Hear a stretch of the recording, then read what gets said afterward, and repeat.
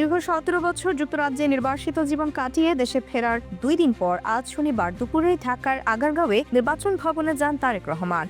সঙ্গে ছিলেন তার মেয়ে জাইমা রহমানও।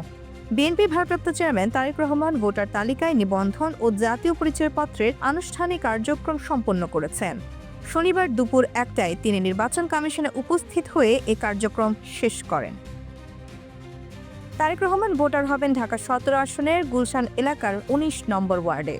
একই সঙ্গে তার মেয়ে জাইমা রহমানও ভোটার তালিকায় নিবন্ধন ও জাতীয় পরিচয়পত্রের কার্যক্রম সম্পন্ন করেন। নির্বাচন কমিশন জানিয়েছে, তারেক রহমানের ভোটার হতে আইনগত কোনো জটিলতা নেই।